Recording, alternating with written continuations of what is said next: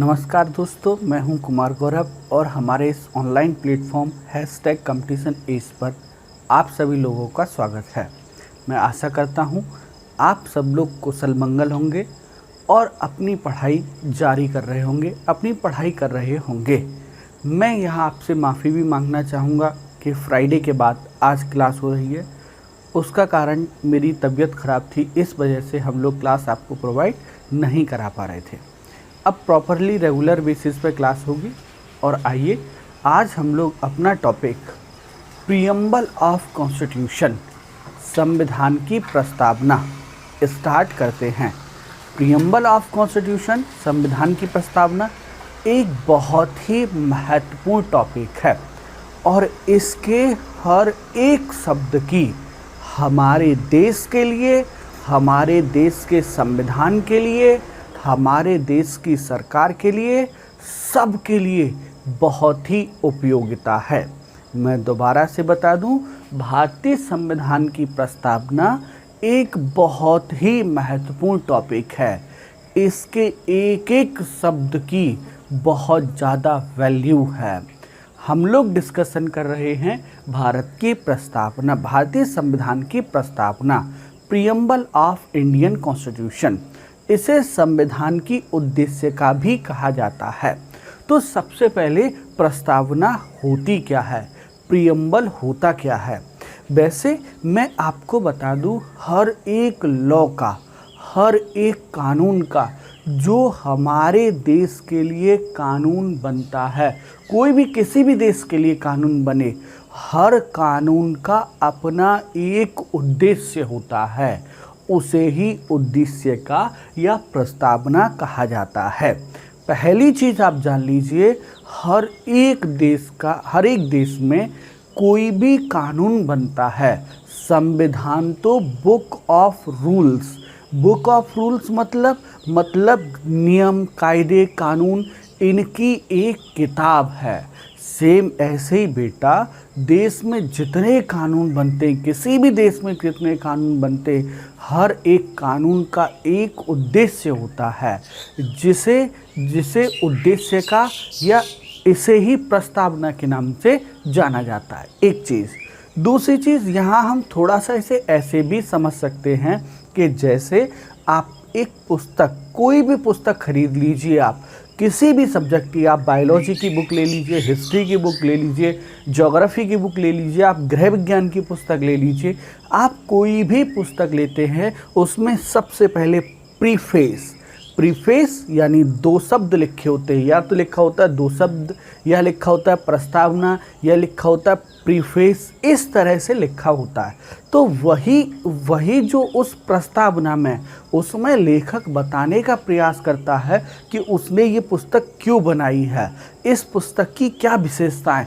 एक तरह से वो पूरी पुस्तक का सार होता है। बस यही प्रस्तावना है, बस यही उद्देश्य का है। और बेटा, भारतीय संविधान की जो प्रस्तावना है, उसके स्रोत देखो बेटा, source of the preamble of Indian constitution, भारतीय संविधान की प्रस्तावना के उद्देश्य क्या क्या हैं। तो सबसे पहले मैं आपको बता दूं, भारतीय संविधान की प्रस्तावना का सबसे बड़ा जो स्रोत है, जो सबसे बड़ा आधार है भारतीय संविधान की प्रस्तावना का, वो है 13 दिसंबर 1946 को, 1946 को, जो पंडित जवाहरलाल नेहरू ने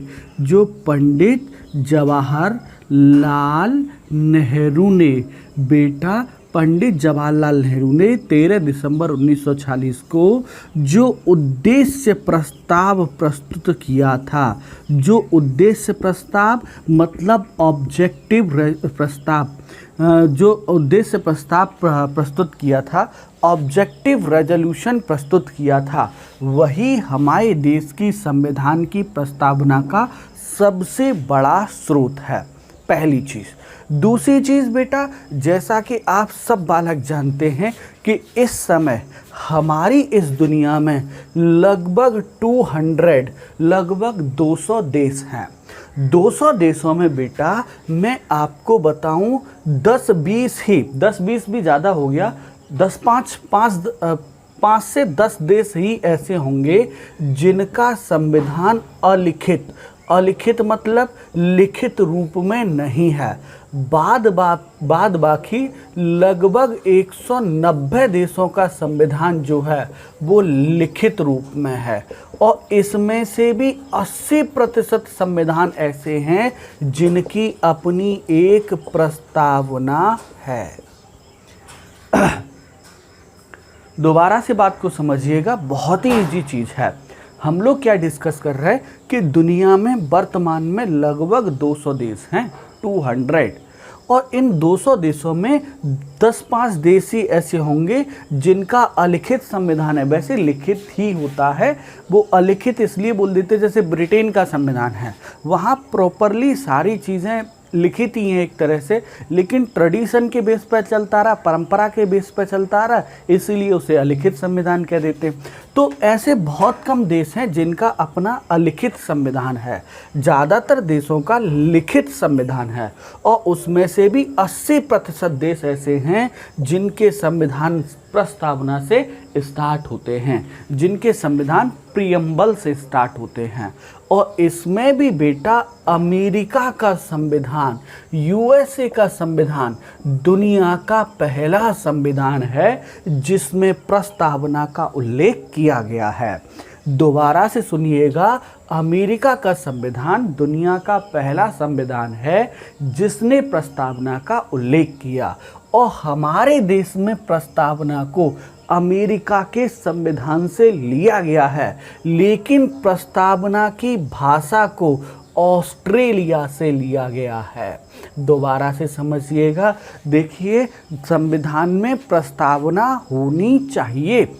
मैं आपको बताऊं, हम आज प्रस्तावना के छोटे से छोटे पॉइंट पर भी डिस्कस करेंगे, और इस छोटे से छोटे पॉइंट के डिस्कशन में सबसे पहली बात मैं आपको बता दूं, हमारे देश में प्रस्तावना अमेरिका के संविधान से ली गई है, अमेरिकन कॉन्स्टिट्यूशन से ली गई है, लेकिन हमारे देश के प्रस्तावना की जो भाषा है, जो लैंग्वेज है, उसे ऑस्ट्रेलियन कॉन्स्टिट्यूशन यानी ऑस्ट्रेलिया के संविधान से लिया गया है।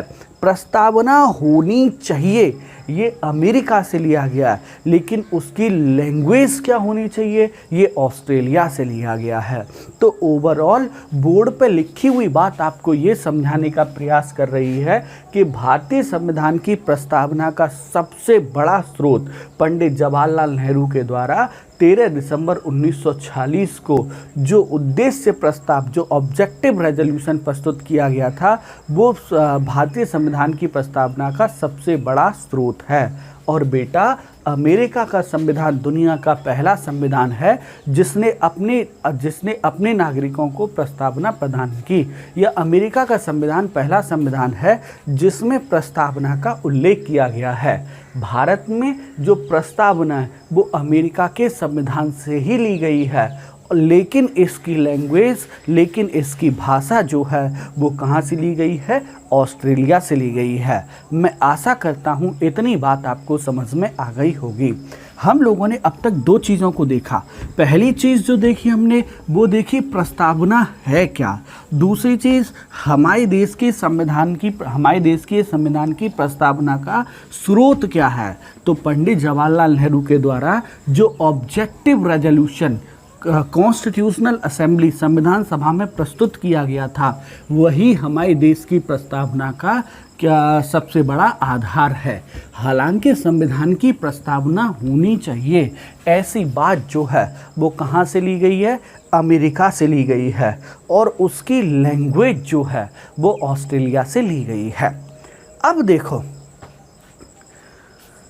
आपने जब देखा था, जब वीडियो स्टार्ट हो रहा था, तो सबसे पहले प्रस्तावना आपने देखा था, 10 सेकंड के लगभग आपकी स्क्रीन पर प्रस्तावना आ रही थी। अब हम स्टार्ट करते आज का, कि जो प्रस्तावना आप देख रहे थे वो है क्या। मेरे हिसाब से प्रस्तावना को 3 भागों में बांटा जा सकता है। जो प्रस्तावना है उसके 3 पार्ट किए जा सकते हैं। पहला पार्ट जो है, सबसे पहले संविधान की जो प्रस्तावना है उसका पहला पार्ट जो है वो है सोर्स या स्रोत। और स्रोत किसके? संविधान के स्रोत हैं, या कह सकते हैं संविधान के स्रोत के अलावा हमारे देश में जितनी व्यवस्थाएं चल रही हैं, जो आप देख रहे हैं, जो आप शक्तियां देख रहे हैं, जो आप अलग अलग प्रकार की व्यवस्थाएं देख रहे हैं, उन सब का स्रोत क्या है? तो पहली चीज़ तो प्रस्तावना यही बताने की कोशिश करती है। देखो, एक्चुअली मैं आपको बताऊं, हमारे देश में एक बहुत महान वकील हुए हैं जिन्होंने केशवानंदन भारती मामला लड़ा था सुप्रीम कोर्ट में। केशवानंदन भारती मामले में जो मेन वकील थे उनका नाम था नाना भाई पालकीवाला। नाना भाई पालकीवाला ने प्रस्तावना को संविधान का परिचय पत्र कहा है। बहुत गजब क्वेश्चन है ये। पूरे संविधान का निचोड़, पूरे संविधान का कंक्लूजन आपको प्रस्तावना में मिलता है। बेटा, जब सुप्रीम कोर्ट ने बेरूबारी केस, ये बेरूबारी केस क्या है, केशवानंदन भारती केस क्या है, इसे हम कल की क्लास में डिस्कस करेंगे। लेकिन अभी आप मेरी बात समझिएगा। बेरूबारी केस में सर्वोच्च न्यायालय ने आदेश दिया, सर्वोच्च न्यायालय ने ऐसा कहा कि जो प्रस्तावना है वो संविधान की कुंजी है, की ऑफ कॉन्स्टिट्यूशन। जब पूरे संविधान में, संविधान इतना बड़ा है जिसमें अब लगभग 450 आर्टिकल हैं, जब पूरे संविधान में कहीं दिक्कत होती है तो प्रस्तावना को पढ़ा जाता है। प्रस्तावना बताती है कि देश में सारी व्यवस्थाओं, देश में सारी शक्तियों का स्रोत क्या है। दूसरा, यही प्रस्तावना बताती है कि हमारे राष्ट्र का, हमारे भारत का स्वरूप क्या है। स्वरूप क्या है, यही प्रस्तावना बताती है कि राष्ट्र का स्वरूप क्या है। नेचर, हमारे भारत का नेचर कैसा है, ये प्रस्तावना बताती है। चलिए, संविधान की प्रस्तावना में पहले तो स्रोत बता दिए गए कि सारी शक्तियों का, जो इतना देश चल रहा है, इतनी व्यवस्थाएं चल रही हैं, उन सब का स्रोत क्या है। दूसरा, प्रस्तावना ने स्वरूप बता दिया किसका, राष्ट्र का, कि भारत का नेचर कैसा होगा। तीसरा, ये जो इतनी बड़ी प्रस्तावना बना रहे हैं, इतना बड़ा संविधान बना रहे हैं, उसका उद्देश्य क्या है, और ये उद्देश्य किसके लिए है? ये बेटा नागरिकों के लिए है। ये जो है बेटा किसके लिए है? नागरिकों के लिए है। तो मैं एक बार आपको फिर से बता दूं, फिर से समझा दूं कि मेरे हिसाब से प्रस्तावना के 3 भाग हो सकते हैं। पहला प्रस्तावना बताती है कि संविधान में, पहला प्रस्तावना बताती है कि भारत में समस्त शक्तियों का केंद्र बिंदु क्या है। दूसरा प्रस्तावना स्वरूप बताती है किसका, राष्ट्र का। तीसरा प्रस्तावना उद्देश्य बताती है कि नागरिकों के लिए क्या उद्देश्य हैं। तो संविधान की प्रस्तावना की पहली लाइन, और पहली लाइन क्या है बेटा, पहले वर्ड क्या है वो मैं यहाँ लिख देता हूँ, वो है हम भारत के लोग, we the people of India. हम भारत के लोग, we the people of India. हम भारत के लोग। बेटा, हमारे देश की प्रस्तावना के अनुसार भारत में समस्त शक्तियों का केंद्र बिंदु, भारत में समस्त शक्तियों का स्रोत वो क्या है, भारत की जनता है। वो कहती है हम भारत के, संविधान की प्रस्तावना कहती है हम भारत के लोग, we the people of India. और we the people of India, last में लाइन क्या कहती है, संविधान की आखिरी लाइन क्या कहती है कि B the people of India, यहाँ से शुरू करके हम भारत के लोग भारत को संपूर्ण प्रभुत्व संपन्न, समाजवादी, पंथनिरपेक्ष, लोकतांत्रिक गणराज्य बनाने के लिए। यानी पहली लाइन, हम भारत के लोग भारत को संपूर्ण प्रभुत्व संपन्न, भारत को संपूर्ण प्रभुत्व संपन्न, समाजवादी, पंथनिरपेक्ष, लोकतांत्रिक गणराज्य बनाने के लिए तो कौन बना रहा है? जनता बना रही है। क्या बना रही है? भारत को संपूर्ण प्रभुत्व संपन्न, समाजवादी, पंथनिरपेक्ष और लोकतांत्रिक गणराज्य क्या बना रही है? जनता बना रही है। तो पहली लाइन है हम भारत के लोग, और हम भारत के लोग में भारत को संपूर्ण प्रभुत्व संपन्न, सॉवरेन कंट्री। बेटा भारत का नेचर कौन डिसाइड कर रही है? भारत की जनता। संपूर्ण प्रभुत्व संपन्न, हम भारत के लोग भारत को संपूर्ण प्रभुत्व संपन्न, समाजवादी, पंथनिरपेक्ष, समाजवादी, पंथनिरपेक्ष। हम भारत के लोग भारत को संपूर्ण प्रभुत्व संपन्न, समाजवादी, पंथनिरपेक्ष, लोकतांत्रिक गणराज्य बनाने के लिए तथा भारत के समस्त नागरिकों को, अब भारत के नागरिकों के लिए क्या कह रहा है? तो यहाँ भारत के नागरिकों के लिए कह रहा है कि हम समस्त भारत के नागरिकों को, ये जो प्रस्तावना, ये जो संविधान बना रहे, उसमें नागरिकों के लिए क्या क्या व्यवस्थाएं दी गई हैं? तो सबसे पहले तथा भारत के समस्त नागरिकों को न्याय, और न्याय के साथ साथ स्वतंत्रता, और स्वतंत्रता के बाद न्याय, स्वतंत्रता और समानता प्रदान करने के लिए। अब आखिरी लाइन सुनिएगा, ये तो राष्ट्र का स्वरूप किसने डिसाइड किया? भारत की जनता ने, क्योंकि लिखा है हम भारत के लोग भारत को संपूर्ण प्रभुत्व संपन्न, समाजवादी, पंथनिरपेक्ष, लोकतांत्रिक गणराज्य बनाने के लिए तथा भारत के समस्त नागरिकों को सामाजिक, आर्थिक, राजनीतिक न्याय, विश्वास, धर्म, उपासना की स्वतंत्रता प्रदान करने के लिए, यानी नागरिकों को ये सब प्रदान करने के लिए इस संविधान को आज 26 नवंबर 1949 को अंगीकृत, अधिनियमित और आत्मर्पित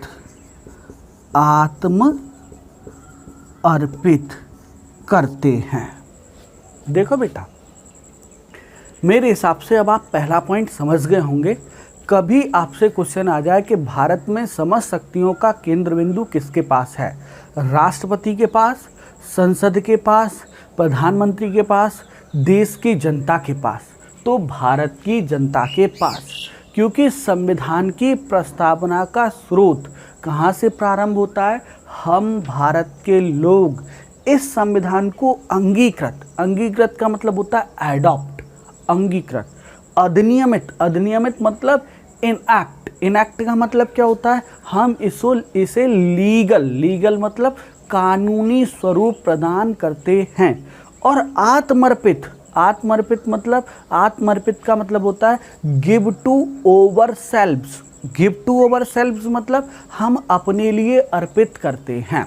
तो पहली लाइन जो मैं आपको इतनी देर से समझाने की कोशिश कर रहा हूँ, उसमें पहली लाइन ये है कि संविधान की प्रस्तावना के अनुसार भारत में समस्त शक्तियों का केंद्र बिंदु भारत के लोग हैं या भारत की जनता है, जो ये कहती है कि मैं इस संविधान को अंगीकृत यानी एडॉप्ट करती हूँ, अधिनियमित मतलब इनेक्ट करती हूँ, और आत्मर्पित मतलब गिव टू ओवर सेल्फ करती हूँ। ये भारत के लोग हमारे देश में सबसे समस्त शक्तियों का केंद्र बिंदु भारत के लोगों के पास है।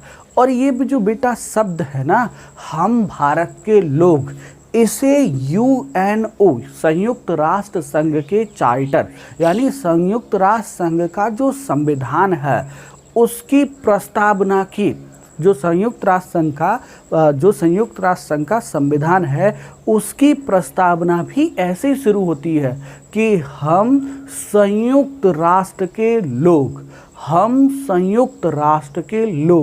ये संयुक्त राष्ट्र संघ की प्रस्तावना का पहला शब्द है या पहली लाइन है। बस उसी संयुक्त राष्ट्र संघ के संविधान को देखते हुए हम लोगों ने वहाँ से इस शब्द को लिया कि हम भारत के लोग। आई थिंक, आशा करता हूँ ये बात आपको समझ में आ गई होगी।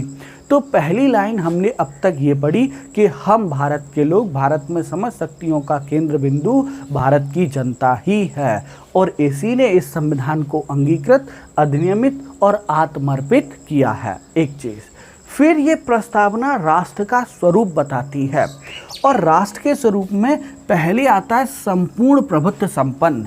इसे इंग्लिश में सॉवरन कंट्री कहते हैं। हमारा देश सॉवरन कंट्री है, संपूर्ण प्रभुत्व संपन्न देश है। संपूर्ण प्रभुत्व संपन्न, देखो मैं आपको खूब सारे एग्जाम्पल दूंगा, लेकिन पहले हम इसकी वास्तविकता को समझते हैं। संपूर्ण का मतलब होता है पूरा का पूरा और प्रभुत्व का मतलब होता है प्रभु, यानी प्रभु का मतलब होता है भगवान। अब आप बताइए, भगवान अपने आप में खुद कंप्लीट हैं, क्या भगवान पर किसी का नियंत्रण है? तो नहीं है। सेम ऐसे ही हमारा देश संपूर्ण प्रभुत्व संपन्न है, यानी जो भगवान का ये गुण है कि उसे कोई नियंत्रित नहीं कर सकता है, प्रभु को कोई नियंत्रित नहीं कर सकता है। बिल्कुल ऐसे ही भारत के इंटरनल और एक्सटर्नल, भारत के इंटरनल और एक्सटर्नल मामलों के लिए कोई उसे क्या नहीं कर सकता, नियंत्रित नहीं कर सकता। भारत पूर्ण रूप से आज़ाद देश है। ये अपने सभी आंतरिक मामले, ये अपने सभी बाह्य मामले स्वयं डिसाइड करता है। जम्मू कश्मीर से हमने 370 हटाया और पूरे दुनिया के हर मंच पर पाकिस्तान बोला कि जम्मू कश्मीर, ये इसने जम्मू कश्मीर में से 370 को हटा के भारत ने बहुत बड़ी गलती की है। लेकिन भारत ने ये कहकर कहीं भी कोई रिएक्ट नहीं किया। उसने साफ साफ कहा कि ये हमारा आंतरिक मामला है। हम उत्तर प्रदेश में कल से 370 लगाने जा रहे हैं, तुमको क्या लेना देना, ये हमारा इंटरनल मैटर है। हम क्या कर रहे हैं, हम जम्मू कश्मीर में दोबारा 370 लगाने जा रहे हैं, ये हमारा इंटरनल मैटर है, ये हमारा आंतरिक मामला है और हम नहीं चाहते कि इस पर कोई कुछ बोले। पहली चीज़। इसके अलावा दूसरा एक एग्जाम्पल और मैं आपको देता हूँ, और दूसरा एग्जाम्पल, सेकंड वन क्या है, दूसरा एग्जाम्पल आपने देखा होगा कि China one road one belt, one road one belt एक ऐसा रोड बनाने जा रहा था जिस पर रसिया ये उम्मीद कर रहा था कि Bharat one road one belt का समर्थन करेगा, लेकिन भारत ने नहीं किया।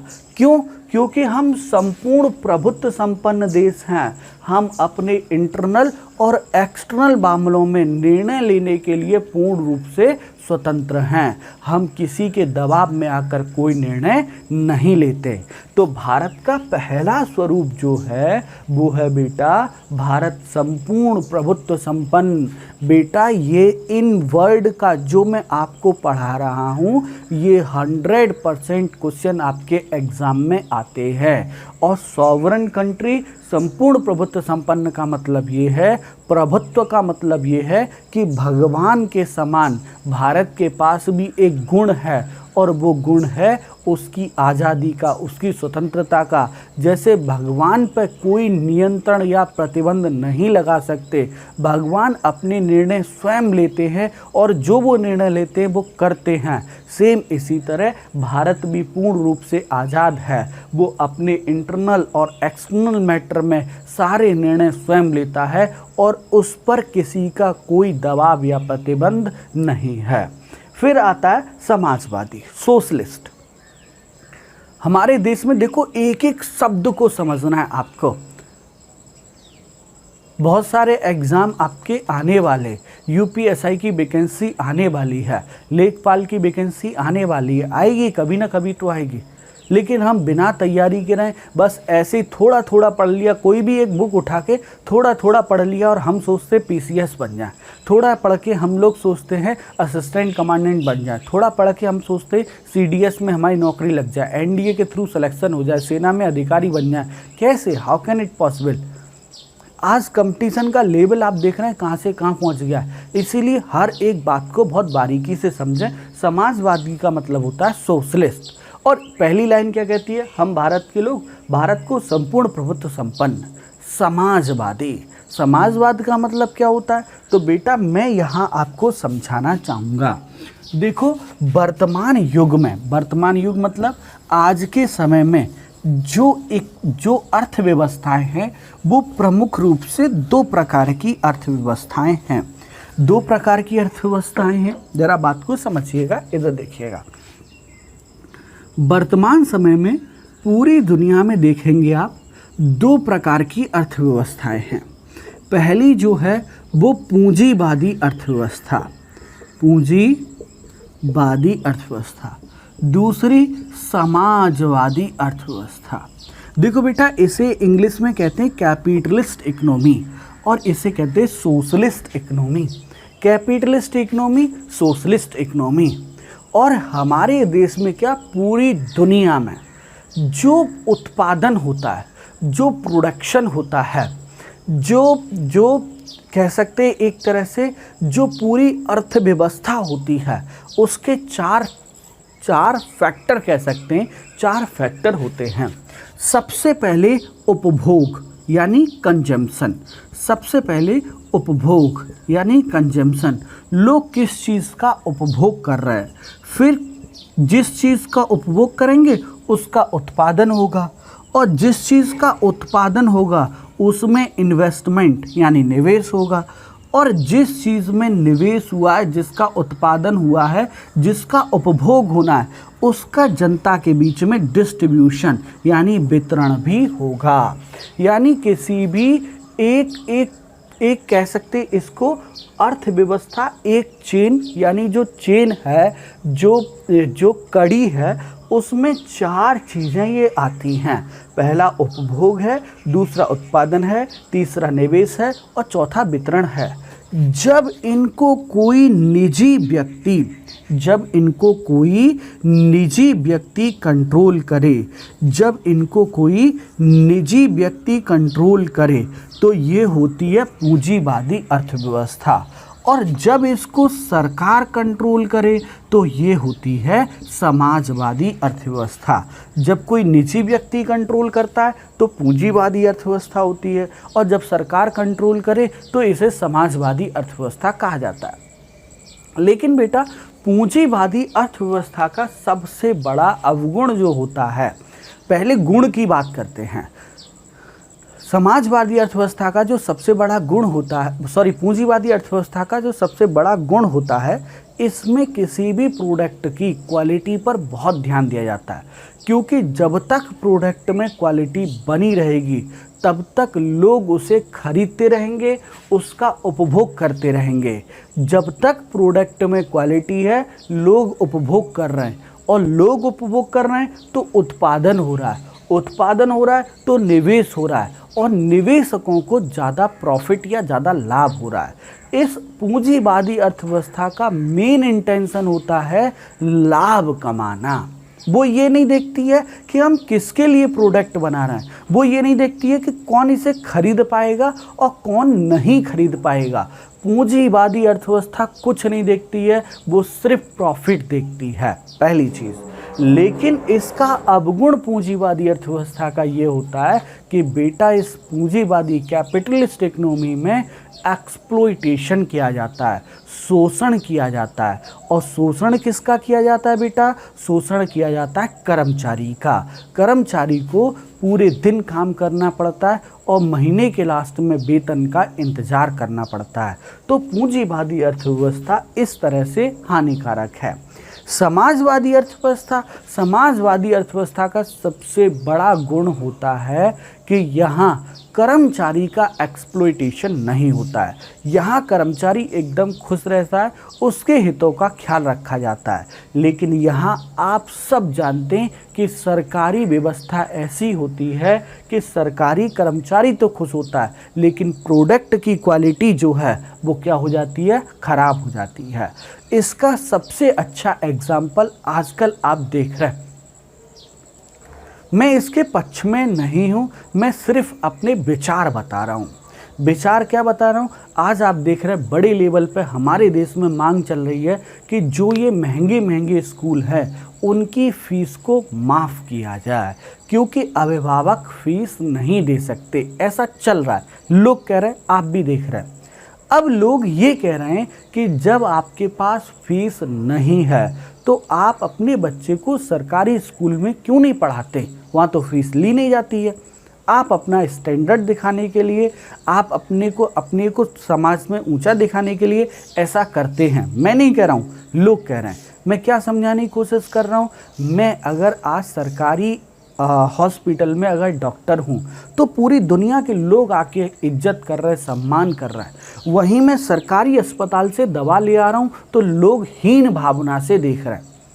मैं क्या समझाने की कोशिश कर रहा हूँ, मैं आपको बताने की कोशिश कर रहा हूँ कि समाजवादी अर्थव्यवस्था में कर्मचारी के हितों का ख्याल रखा जाता है, लेकिन प्रोडक्ट की क्वालिटी क्या हो जाती है, खराब हो जाती है।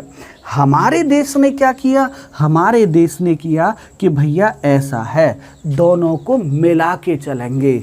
यानी भारत क्या कर रहा है, मिश्रित अर्थव्यवस्था को फॉलो कर रहा है, मिक्स्ड इकोनॉमी को फॉलो कर रहा है, जो ना तो स्ट्रांगली पूंजीवाद को फॉलो करती है और ना ही स्ट्रांगली समाजवाद को फॉलो करती है।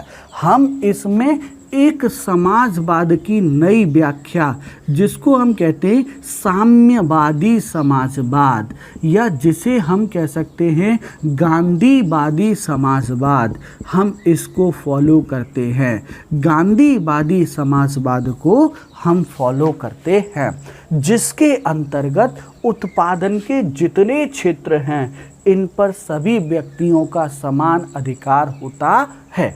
दोबारा से सुनिएगा, संपूर्ण प्रभुत्व संपन्न भारत पूर्ण रूप से आज़ाद देश है।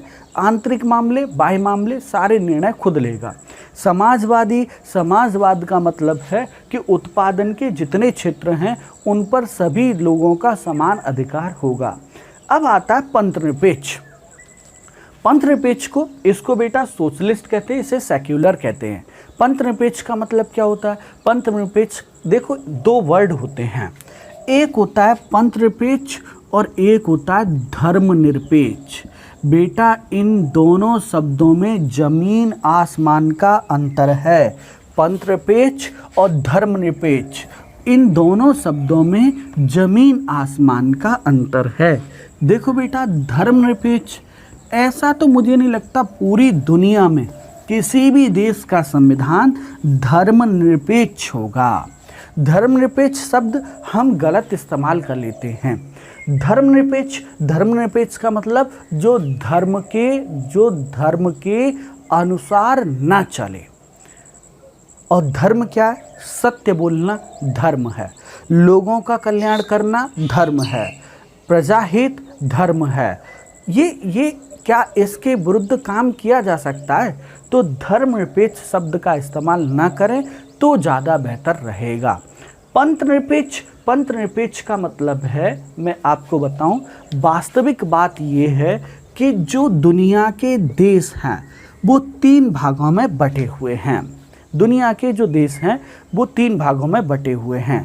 पहली बात तो ऐसे देश जो किसी धर्म को फॉलो नहीं करते, जो किसी धर्म को, जैसे पहले ऐसे देश जो किसी धर्म को मानते हैं, जो किसी धर्म को मानते हैं, जैसे हमारा पड़ोसी हो गया पाकिस्तान, जैसे हमारा पड़ोसी हो गया बांग्लादेश, जैसे हमारा पड़ोसी हो गया अफ़गानिस्तान। ये तीनों देश जो हैं वो मुस्लिम देश हैं। और ऐसे देश जिनका अपना कोई धर्म निश्चित है, ऐसे देश जिनका अपना कोई धर्म निश्चित है, उन्हें थेरोक्रेटिक कहा जाता है। उन्हें थेरोक्रेटिक कहा जाता है। जिनका अपना कोई धर्म निश्चित है उन्हें थेरोक्रेटिक कहा जाता है। अच्छा, फिर ऐसे देश जो सारे धर्मों को मानते, जो किसी एक धर्म को मानते, जैसे पाकिस्तान है, बांग्लादेश है, अफगानिस्तान है, ये मुस्लिम धर्म को मानते हैं। जैसे श्रीलंका और आपका कौन सा है, श्रीलंका और भूटान, ये किसको मानते हैं, ये बौद्ध धर्म को मानते हैं। ऐसे देशों को क्या कहा जाता है बेटा, ऐसे देशों को थेरोक्रेटिक कहा जाता है। थेरोक्रेटिक कहा जाता है। अच्छा, दूसरे देश कौन से हैं? जो सभी धर्मों को मानते हैं। उनका मानना है सभी धर्म बराबर हैं, हम सभी धर्मों का सम्मान करते हैं, हम सभी धर्मों को मानते हैं। तो ऐसे देशों को सेक्युलर स्टेट कहा जाता है। और हमारा भारत एक सेक्युलर स्टेट यानी पंथ निरपेक्ष देश है। ये किसी भी धर्म को मान्यता प्रदान नहीं करता है, ये किसी भी धर्म को प्रमोट नहीं करता है, ये सारे धर्मों को समान रूप से देखने वाला देश है। इसे सेक्युलर स्टेट कहा जाता है। अच्छा, अब ऐसे देश जिसमें धार्मिक एक्टिविटी बैन है, जिसमें धर्म की बात नहीं कर सकते, जिसमें पूजा पाठ की बात नहीं कर सकते, ऐसे देशों को एथिस्टिक कहा जाता है। ऐसे देश जो किसी भी धर्म को नहीं मानते, धर्म पर डिस्कशन पर रोक लगा देते हैं, उन्हें एथिस्टिक कहा जाता है। और एथिस्टिक स्टेट इस समय पूरी दुनिया में एक ही है और वो है उत्तर कोरिया।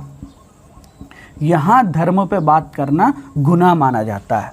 तो मैं बता रहा था कि हमारा भारत पंथ निरपेक्ष या सेक्युलर स्टेट है, जिसका अर्थ ये है कि भारत किसी भी धर्म को प्रमोट नहीं करता है, भारत किसी भी धर्म को अपना संरक्षण प्रदान नहीं करता है।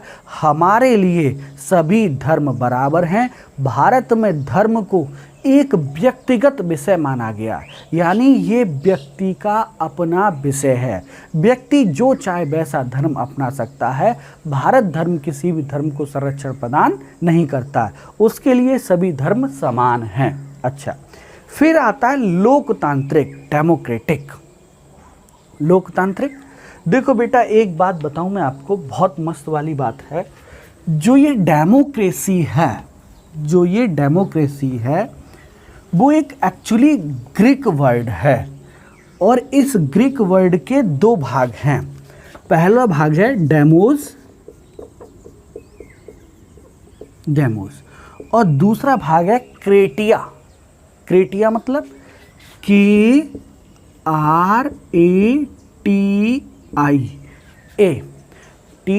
डेमोक्रेटिया। और डेमोस में मतलब, डेमोस का मतलब, ये डेमोक्रेसी एक ग्रीक वर्ड है जो दो वर्डों से मिलके बना है, डेमोस क्रेटिया।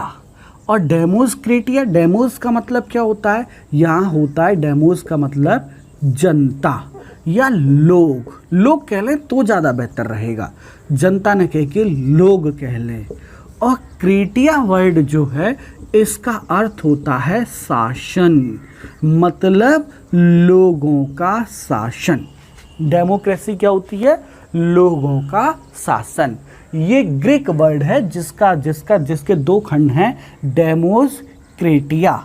और डेमोस क्रेटिया में डेमोस शब्द का अर्थ लोगों से है और क्रेटिया का मतलब शासन से है, लोगों का शासन।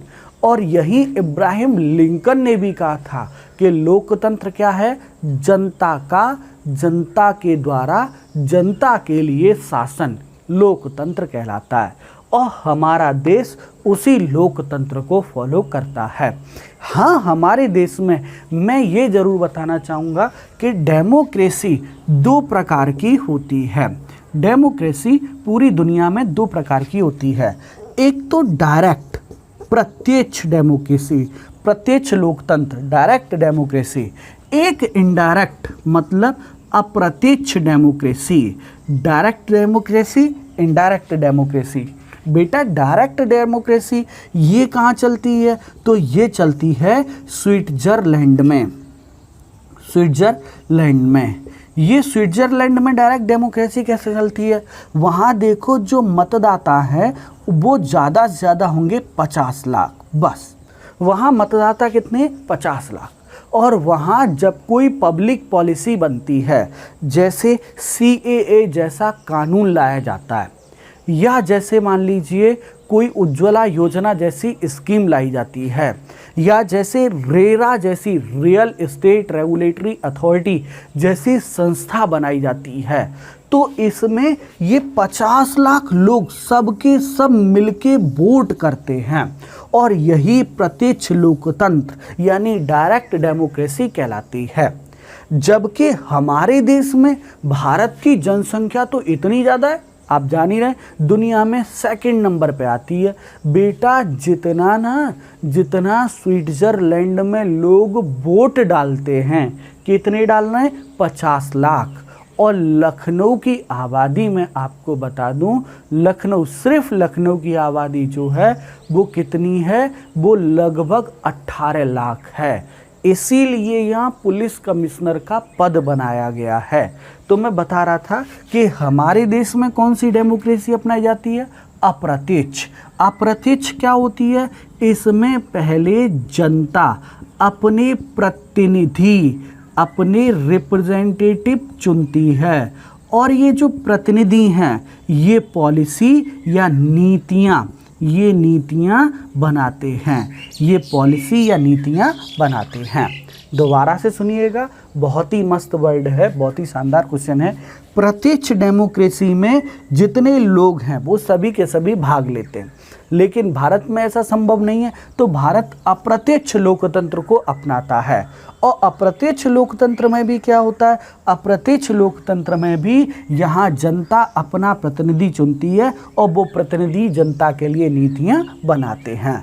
तो ये लोकतांत्रिक वर्ड यानी डेमोक्रेसी की हमने परिभाषा की, डेमोक्रेसी को समझा, जिसके अंतर्गत भारत में जनता के लिए जनता द्वारा स्थापित शासन है। एक बात, फिर गणराज्य, रिपब्लिक। देखो बेटा, पूरी दुनिया में मैं आपको बताऊं, चाहे वो प्रत्यक्ष लोकतंत्र हो, चाहे वो अप्रत्यक्ष लोकतंत्र हो, चाहे वो संसदीय लोकतंत्र हो, हमारे देश में संसदीय लोकतंत्र है, चाहे वो राष्ट्रपति वाला लोकतंत्र हो। संसदीय लोकतंत्र में क्या होता है, संसदीय लोकतंत्र में ये होता है कि सरकार जो होती है वो संसद के प्रति जवाबदेह होती है। तो हम लोग डिस्कशन कर रहे थे कि बेटा कोई भी लोकतंत्र हो, हर एक लोकतंत्र में सबसे ऊपर जो होता है वो होता है कंट्री हेड। कंट्री हेड को हम लोग हिंदी में राज प्रमुख कहते हैं। पूरी दुनिया में राज प्रमुख होता है और यदि इस राज प्रमुख का चुनाव हो रहा है, यदि इस राज प्रमुख का चुनाव हो रहा है तो इसे कहा जाता है गणराज्य, रिपब्लिकन, जो कि हमारा देश है। और यदि ये जो है राष्ट्र प्रमुख का, ये राज प्रमुख का या राष्ट्र प्रमुख का चुनाव न होके वो क्या है, वंशानुगत। वंशानुगत मतलब पहले पिताजी राजा थे, फिर उनके बाद उनका बेटा राजा, फिर उनके बाद उनका बेटा राजा, फिर उनके बाद उनका बेटा राजा। इस तरह से यदि ये वंशानुगत है तो इसे मोनार्की कहा जाता है। मोनार्की मतलब साम्राज्यवाद, और साम्राज्यवाद में क्या होता है, वंशानुगत मतलब पीढ़ी दर पीढ़ी ये राज प्रमुख जो है वो किसी एक वंश का ही होता है। हमारे देश में क्या है, हमारे देश में जो राज प्रमुख हैं यानी राष्ट्रपति हैं, उनका हर 5 साल में क्या होता है, चुनाव होता है। तो हमने गणतंत्र को समझा कि कोई भी सरकार हो, चाहे वो लोकतंत्र में हो, चाहे वो किसी अन्य प्रकार से हो, चाहे वो प्रत्यक्ष लोकतंत्र हो, चाहे वो अप्रत्यक्ष लोकतंत्र हो, चाहे वो संसदीय लोकतंत्र हो, चाहे वो राष्ट्रपति द्वारा संचालित लोकतंत्र हो, हर एक देश का एक राष्ट्र प्रमुख या राष्ट्र प्रमुख होता है। और इस राष्ट्र प्रमुख का यदि चुनाव हो रहा है तो देश गणराज्य कहलाता है, और यदि ये वंशानुगत है तो साम्राज्यवाद कहलाता है। वैसे भी गढ़, एक वर्ड इस्तेमाल कर रहे हैं हम, गढ़। गढ़ का मतलब क्या होता है, लोग, और राज्य का मतलब क्या होता है, शासन, यानी लोगों का शासन। और हम इनडायरेक्टली अप्रत्यक्ष अपने राष्ट्र प्रमुख यानी राष्ट्रपति का चुनाव करते हैं। तो ये वाली बात मैं आशा करता हूँ आपको समझ में आई होगी। अब जल्दी से नागरिकों के लिए जो ये व्यवस्थाएं हैं उनको देख लेते, उद्देश्यों को। उद्देश्य में सबसे पहले न्याय। हमारे देश का संविधान 3 तरह के न्यायों का उल्लेख करता है। थोड़ा सा दिक्कत है, इधर देख लेते हैं। हमारे देश का संविधान नागरिकों के लिए 3 तरह के न्याय। बेटा ये क्वेश्चन एग्जाम में ऐसे पूछा जाता है कि प्रस्तावना में कितने न्यायों का उल्लेख किया गया, कितने तरह के न्याय का उल्लेख किया गया। तो प्रस्तावना में 3 तरह के न्याय का उल्लेख किया गया है। कौन कौन से? सबसे पहले आर्थिक न्याय। कोई अमीर हो, कोई गरीब हो, कोई भी हो, संविधान के लिए सब बराबर हैं। गरीब हो, अमीर हो, बहुत अमीर हो, बहुत गरीब हो, सबको एक समान रूप से लाना, सबको एक समान रूप से देखना, ये आर्थिक न्याय है। दूसरा सामाजिक न्याय, सोशल जस्टिस। सामाजिक न्याय हिंदू, मुस्लिम, सिख, ईसाई, बौद्ध, जैन, पारसी, ब्राह्मण, क्षत्रिय, वैश्य, शूद्र, महिला, पुरुष, बच्चा, सबके लिए कानून है, सबको समानता प्रदान की गई है, ये सामाजिक न्याय है। और तीसरा कौन सा है? राजनीतिक न्याय। और राजनीतिक न्याय क्या है बेटा? Political justice. इसके अंतर्गत सभी व्यक्तियों को क्या है? सभी व्यक्तियों को पद प्राप्त करने का पूर्ण रूप से अधिकार है। तो ये हमारे देश के संविधान की प्रस्तावना 3 तरह के न्याय प्रदान करती है, आर्थिक न्याय, सामाजिक न्याय और राजनीतिक न्याय।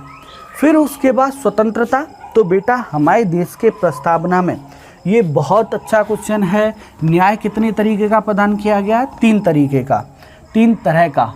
और स्वतंत्रता, तो स्वतंत्रता 5 तरह की। भारतीय संविधान में 5 तरह की स्वतंत्रता को दिखाया गया है। और वो 5 तरह की स्वतंत्रता कौन कौन सी है? तो पहली स्वतंत्रता जो है, सबसे पहले हमारे देश में विचार की स्वतंत्रता। कोई भी व्यक्ति किसी तरह का विचार अपना सोच सकता है, समझ सकता है, कोई नहीं रोक सकता है उसे। दूसरा, विचार के बाद अभिव्यक्ति। अभिव्यक्ति का मतलब एक्सप्रेशंस मतलब आप एक्सप्रेशन, एक तो विचार को बोलना, यही एक्सप्रेशन है। इसके अलावा आप किसी अन्य तरीके से भी अपना अभिव्यक्ति का अधिकार रखते हैं। जैसे आप काली पट्टी बांध लीजिए, आप डांस कीजिए, आप गाना गाइए, कुछ भी आप अभिव्यक्ति का कोई भी तरीका आप अपना सकते हैं। तो पहला प्रस्तावना, पहली स्वतंत्रता जो देती है वो विचार की, दूसरी जो देती है अभिव्यक्ति की। तीसरी स्वतंत्रता वो है उपासना।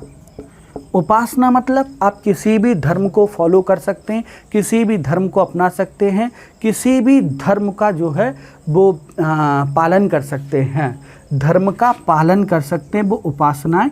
और चौथी स्वतंत्रता इसमें धर्म है। और 5वीं स्वतंत्रता जो है वो विश्वास की है, किसी पे भी आप किसी भी प्रकार का विश्वास कर सकते हैं। तो ये है स्वतंत्रता। भारतीय संविधान की प्रस्तावना 4 तरह की स्वतंत्रता प्रदान करती है। पहला विचार, दूसरा अभिव्यक्ति, तीसरा उपासना, चौथा धर्म और 5वां विश्वास। और लास्ट समानता। देखो बेटा हमारे देश की संविधान की प्रस्तावना 2 तरह की समानताओं का उल्लेख करती है। कौन कौन से 2 तरह की असमानताएं? तो पहली है अवसर की समानता और दूसरी है प्रतिष्ठा में समानता। अवसर की समानता, सभी नागरिकों को समान अवसर प्राप्त करने का अधिकार है। सभी नागरिक, चाहे वो सरकारी क्षेत्र हो, चाहे वो सरकार में हो, हमारे देश में धर्म के आधार पर, जाति के आधार पर, आज हमारे देश में राष्ट्रपति देखिए किस जाति से आते हैं, ऐसा कुछ नहीं है। पैसे के आधार पर, आर्थिक आधार पर हमारे देश के प्रधानमंत्री किस क्षेत्र से आते हैं। तो इस तरह से अवसर की समानता हमारे देश में और प्रतिष्ठा प्राप्त करने की समानता हमारे देश में प्राप्त है। संविधान की प्रस्तावना जो है वो 2 तरह की समानता प्रदान करती है, एक अवसर की समानता और एक प्रतिष्ठा की समानता। अच्छा, एक चीज़ और मैं आपको आखिरी बात बताना चाहूँगा कि हमारे देश की संविधान की प्रस्तावना में पहले 42वें संविधान संशोधन अधिनियम 1976 के द्वारा, 42वें संविधान संशोधन अधिनियम 1976 के द्वारा प्रस्तावना में समाजवादी, पंथनिरपेक्ष और अखंडता शब्द जोड़े गए। ये 3 शब्द 42वें संविधान संशोधन अधिनियम 1976 के द्वारा समाजवादी, पंथनिरपेक्ष और राष्ट्र की अखंडता, ये शब्द जो है वो जोड़े गए। अच्छा, ये आज का टॉपिक था, ये आज की क्लास थी जिसमें मैंने आपको संविधान की प्रस्तावना के बारे में बहुत अच्छे से आपके साथ डिस्कस किया। आप इस वीडियो को देखें, इस पर नोट्स बनाएं। कल की क्लास में हम ये डिस्कशन करेंगे क्या प्रस्तावना संविधान का अंग है, और यदि अंग नहीं है तो क्यों नहीं है, और यदि अंग है तो क्या संसद इसमें कोई परिवर्तन कर सकती है। हम कल की क्लास में बेरुबारी केस, बहुत ही फेमस केस है, फिर गोलकनाथ केस, बहुत ही फेमस केस है, और फिर उसके बाद केशवानंदन भारती मामले को डिस्कस करेंगे। इसके साथ ही मैं आज की क्लास यहीं समाप्त करता हूँ। आशा करता हूँ आज आपको बहुत कुछ सीखने और समझने को मिला होगा। इसके साथ ही थैंक यू सो मच।